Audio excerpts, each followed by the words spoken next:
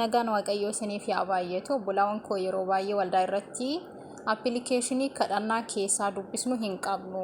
oromiffaan amaariffaan hin qaba jechuudha afaan dandeessanii dubbistu so akkamitti happii fakkii beeta kiristaanaa ofirraa qabu kana yookiin beeta ጸሎት kan jedhu kana haala kamiin Play Store irraa daawunlood goonee akka fayyadamnu isinitti agarsiisa isinis immoo viidiyoo hanga dhumaa ilaalaatii buusaa fayyadamaa isiniin jedha warri hin qabne so amma Play Store irra galla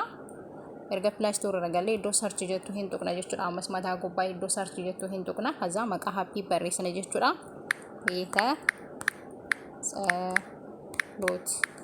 beeta ጸሎት erga jennee barreessine search goona haza ishee kana jechuudha achi already ani boosee wantan fayyadamaa jiruu fi open kan jettu kana tuqeen seenaa bana jechuudha isiniif garuu iddoo kanatti install kan jettutu isiniif dhufa install kan jettu san tuqxaniit download gootu jechuudha so anamma nan bana isinitti agarsiisa keessa jechuudha afaan garagaraan jira kan dandeessaniin fayyadama ግዕዝ አማርኛ ትግረኛ እንግሊሽ አፋን ኦሮሞ እንጅራ ሶ አፋን ኦሮሞ isinitti agarsiisa እንጅራ jechuudha kadhannaa yeroo hundaanga hundee amantaa galata dubaroo maaramii kan torban tokko keessatti dubbifamu jechuudha wiixata qibxata roobii kamisa jimaata sanbata dilbata hunduun jira jechuudha fakkeenyaaf kan jalqabaa banee kadhannaan yeroo hundaa hin jira hanga hundee amantaatti jechuudha hundee amantaa hin qaba kana fixanii akkasuma gara galata dubaroo maaramii kan wiixataa hin dubbistu achi baa'ifaa kan jedhu hin jira hin dubbistu jechuudha kanas amaariffaan anqaxa abrahaan kan jedhamu jechuudha achi galata ergamootaa hin jira achi hin dubbistu jechuudha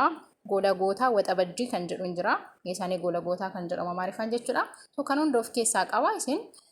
dubbisaa hunda isaatu isin hin jedha irraa fayyadamtu akkasuma amaariffaa ጸሎት kan jedhu tuqnee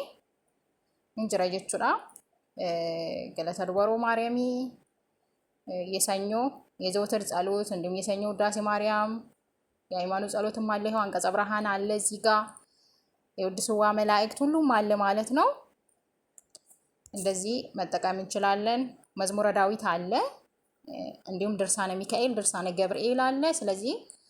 አማርኛ መታነቦ ይሄንን ማንበብ ትችላላችሁ ማለት ነው ወረማሪፍ ዱብሱስ ደንዴሰን ካለከናን